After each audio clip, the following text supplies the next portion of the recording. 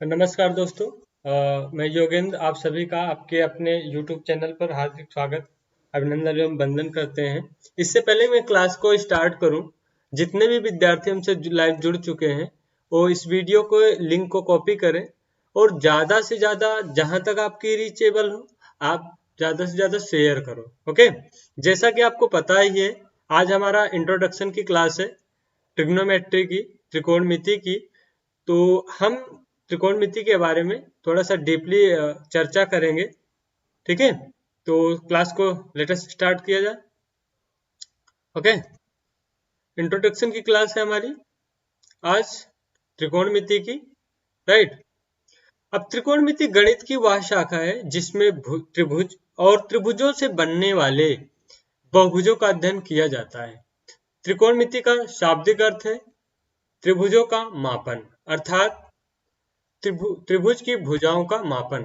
ठीक है, यानी त्रिकोणमिति में जो त्रिभुज होते हैं उनकी भुजाओं का मापन किया जाता है। ओके, अतः त्रिकोणमिति एक लाइन में हम त्रिकोणमिति को समझते हैं। त्रिकोणमिति गणित का वह भाग है जिसमें त्रिभुजों की भुजाओं के मापन का अध्ययन किया जाता है, यानी त्रिकोणमिति में त्रिभुज के भुजाओं का मापन किया जाता है। ओके, त्रिकोणमिति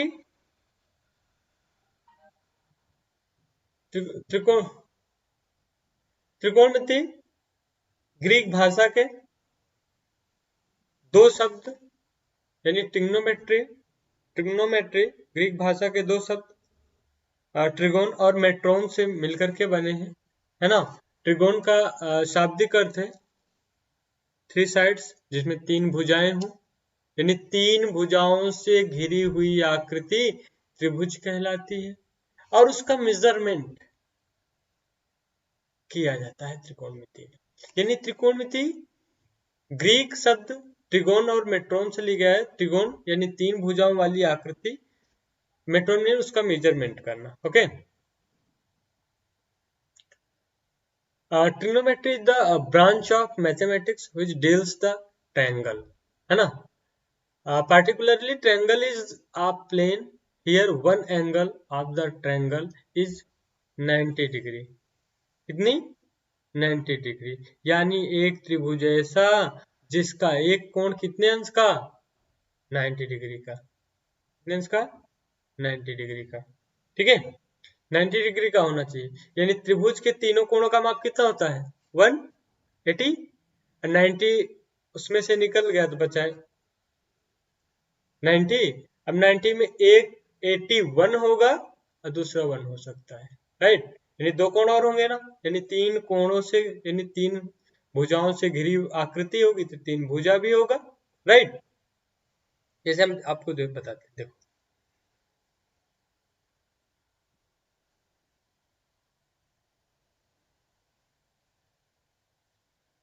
त्रिभुज है,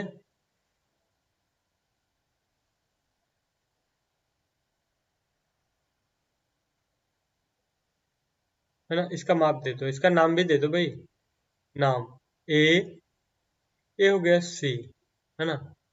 और कोण बी को कितना करते हैं? 90 डिग्री। अगर एक 90 डिग्री है तो ये दोनों कितने का हुआ? यानी आपको पता है कि त्रिभुजों की जो भुजाओं का माप होता है कितना होता है? 180, यानी ए कोण ए प्लस कोण बी प्लस कोण सी इज इक्वल टू 180, है ना। अगर एक कोण ही 90 डिग्री का होगा तो ए प्लस सी यानी कोण ए और कोण सी कितने अंश का होगा? 90 डिग्री। अब उसमें से एक कम से कम एक हो सकता है और दूसरा 89। ओके, तब 90 होगा 90 डिग्री का। तो यानी एक ऐसा त्रिभुज जिसका एक एंगल कितना हो? 90 डिग्री का हो। ठीक है, त्रिकोणमिति गणित की वह शाखा है जो त्रिभुजों से संबंधित विशेष रूप से एक समतल में त्रिभुज, यानी ऐसा त्रिभुज एक समतल में, यह त्रिभुज का एक कोण 90 डिग्री का होगा, जैसा हमने आपको बता ही दिया। राइट, ये आपका त्रिभुज है। ये आपका क्या है, त्रिभुज है। इसको अगर हम सी मान लें, है ना, इसको सी मान लें, इसको मान लें ए, इसको मान लें क्या, बी, है ना, तो हमारा जो है एक कितने अंश का हो गया, 90 डिग्री का हो गया। कितने डिग्री का हो गया, 90 डिग्री का हो गया। ये 90 डिग्री का हो गया। तो शेष दो कोण कितने, दोनों न्यून कोण होंगे। कौन से कोण होंगे, दोनों न्यून कोण होंगे। ये आपके कौन से, न्यून कोण होंगे। ओके, अब ट्रिग्नोमेट्री स्पेशली डील करता है दो साइड्स और एंगल, यानी भुजाएं और कोण, उनके बीच में जो है रिलेशनशिप प्रतिस्थापित करता है, दोनों के बीच में रिलेशन, है ना, बिल्डअप करता है। तो आपने देखा ही, अब आपका जो है ये है राइट एंगल ट्रायंगल, है ना, इसमें एक कोण आपका ए, ठीक है, एक कोण आपका बी, और कोण सी यहाँ क्या है, कोण सी यहाँ 90 डिग्री है ना, कोण सी 90 डिग्री का है। अगर एंगल ऑफ रेफरेंस ए लिया जाए, एंगल ऑफ रेफरेंस क्या लिया जाए, ए लिया जाए, कौन सा लिया जाए, ए लिया जाए, एंगल ऑफ रेफरेंस ए लिया जाएगा, तो इसके सामने की जो भुजा होगी, है ना, एंगल ऑफ रेफरेंस के सामने की भुजा हमेशा क्या होती है, परपेंडिकुलर, है ना, ठीक है, और जिस पे कोण बना है उसको बेस कहते हैं, यानी क्या कहते हैं, आधार। ठीक है, थोड़ा सा स्टूडेंट कंफ्यूज हो जाते हैं, लाजमी भी है, क्योंकि दो न्यून कोण होते हैं, किसको एंगल ऑफ रेफरेंस माना जाए। अगर बी को माना जाए तो उस बिहेव पे बी के सामने वाली भुजा एसी होगी, एसी आपका लंब हो जाएगा, और जिस पे कोण भी बना है यानी बीसी आपका आधार हो जाएगा, है ना। लेकिन 90 डिग्री का जो कोण बना है, एंगल जो बना है, उसके सामने वाली बड़ी भुजा जो होगी उसको क्या कहेंगे, उसको इसको कहेंगे कर्ण। क्या कहेंगे, इसको कहेंगे, इसको कहेंगे कर्ण। ठीक है, क्या कहेंगे इसको, इसको कर्ण। ठीक है, समझ में आया, एनी डाउट। ठीक है, अब हम राइट एंगल के बारे में करेंगे। राइट एंगल की तो उसके भी होंगे कि राइट एंगल क्यों कहा जाता है, भाई राइट एंगल कैसे माने कि राइट एंगल है। तो आप देख लो, a triangle in which one angle is equal to 90 degree. कितनी, एक एंगल कितने का होगा, 90 डिग्री का होगा, is called a right angle triangle. Okay, यानी एक त्रिभुज जिसमें एक भुजा कितने अंश का होगा, इसकी एक भुजा कितने अंश का होगा, 90 डिग्री का 90 अंश का के बराबर होगा, तो त्रिभुज कैसा कहलाएगा, समकोण त्रिभुज कहलाएगा। जैसे आप देखो,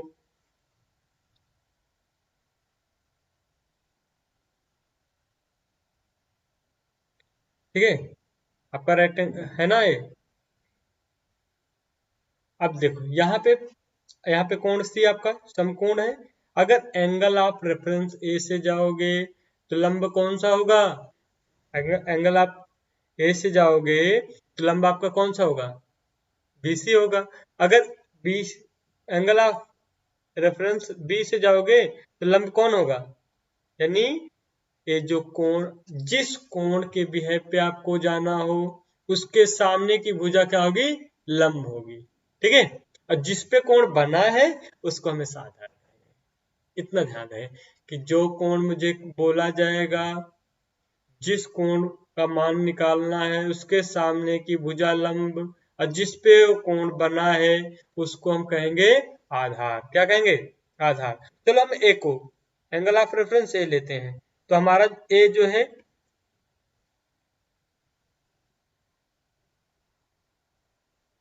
हमारा जो है बीसी क्या होगा, बीसी एंगल ऑफ रेफरेंस से क्या होगा, लंब होगा। क्या होगा, लंब होगा। और एसी क्या होगा, एसी आपका होगा आधार। एसी क्या होगा, आपका आधार। और आपका सबसे बड़ी भुजा कौन? A B. सबसे बड़ी भुजा ए बी। ए बी को क्या कहेंगे? कर्ण कहेंगे हम। ठीक है, ए बी को क्या कहेंगे? कर्ण। यानी समकोण जो 90 डिग्री बना उसके सामने की बड़ी भुजा जो होगी उसको कहेंगे कर्ण। और जिस पे कोण बना है, जिसका रेफरेंस ले रहे हैं, उसके सामने की भुजा होगी लंब, और जिस पे वो कोण बना है उसको क्या कहेंगे? आधार कहेंगे। ठीक है, आगे बढ़े भाई। और the side opposite to the right angle is known as hypotenuse. ने बताया कि जो एंगल राइट एंगल का जो 90 डिग्री का है उसके सामने की यानी अपोजिट जो सामने का है वो आपका होगा हाइपोटेनस यानी कर्ण होगा। ठीक है, समकोण के सम्मुख भुजा कर्ण कहलाएगी, यानी समकोण की सबसे बड़ी भुजा क्या कहलाएगी? कर्ण कहलाएगी। और दो अन्य जो भुजाएं हैं आपके, जैसे अभी आपने देखा BCAC है ना, जो अन्य है उस पर डिपेंड करता है कि कर्ण कौन, सॉरी लंब कौन सा होगा, आधार कौन सा होगा। मैंने आपको बताया जिस एंगल को रेफरेंस मानेंगे उसके सामने वाली भुजा लंब होगी, और जो जिस पे वो कोण बना है उसको कहेंगे आधार। ठीक है, क्लियर है? चलो फिर आगे बढ़ते हैं। अब हमारा आता है कि समकोण त्रिभुज अब मेजरमेंट करना है। तो एक गणितज्ञ थे पाइथागोरस। पाइथागोरस ने एक थ्योरी निकाली, एक प्रमेय दिया कि भाई चलो आपका ये बन गया राइट एंगल, है ना, ये आपका समकोण त्रिभुज बन गया। कौन सा बन गया? समकोण त्रिभुज बन गया। ठीक है, आपका बन गया समकोण त्रिभुज।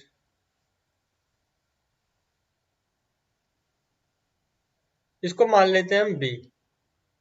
ठीक है, मानते हैं बी। इसका एक कोण इसको मानते हैं ए। इसको जो है इसका तीसरा जो एंगल बन रहा है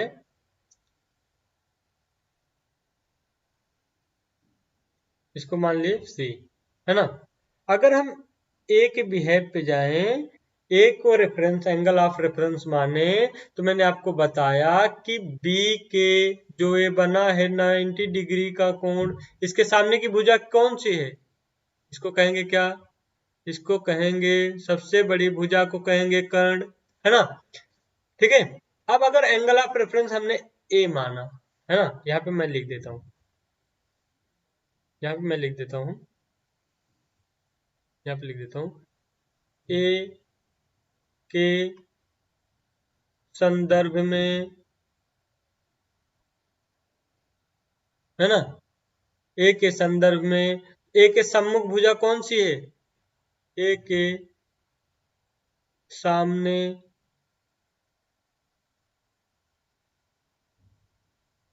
की भुजा आपकी है कौन सी? BC है ना। इसको क्या कहेंगे?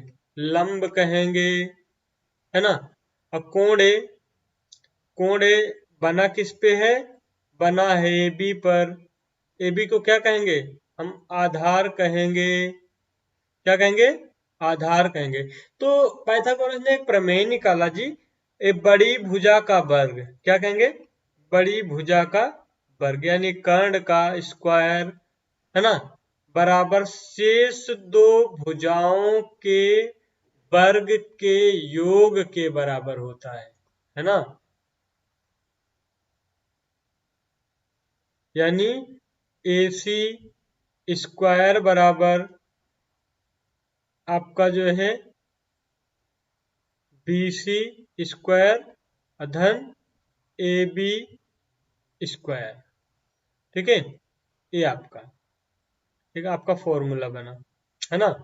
अब सोचो अगर इसमें से दो की हमें भुजा ज्ञात हो, दो की AC ज्ञात हो, AB ज्ञात हो, तो BC का मान निकाल सकते हो, है ना।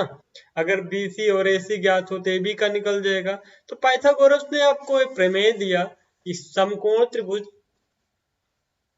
में सबसे बड़ी भुजा का वर्ग शेष दो भुजाओं के वर्ग के योग के बराबर होगी, ये प्रमेय दिया, है ना।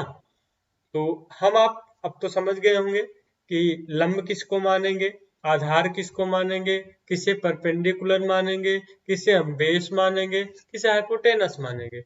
अब इतना क्लियर हो गया होगा। Thank you, take care.